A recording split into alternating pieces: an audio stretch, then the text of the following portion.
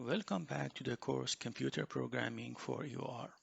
In the sixth lecture of this course, we address file operation in Python. To be able to understand this lecture, you need to know how to use if else statements.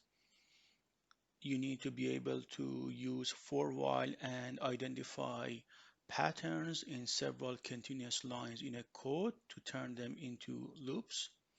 You need to be able to find patterns in the name of the variables and turn them into one-dimensional or two-dimensional lists.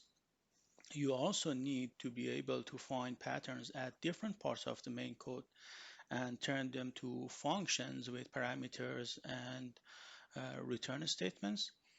You also need to know how to handle runtime errors using try except and how to throw runtime errors using raise exception so that you can communicate error messages between two programmers. After this lecture, you can explain why files are used. You can develop codes that can read a structured file.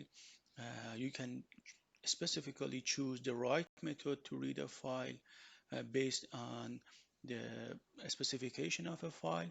You can also develop a code that writes in a file in a structured manner, or it can edit such files. This lecture includes another 5 videos. In the second video, I will go over the prerequisite knowledge of operating system that you need to be able to understand file operations in Python. You also need some prerequisite knowledge related to programming, specifically strings and list methods. Uh, then in the third video, you learn how to read a file. In the fourth video, you learn how to write in a file. And in the last video, you learn how to edit a file.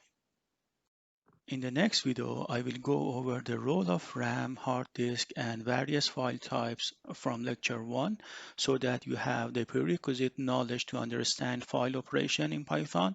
I also explain why we need files.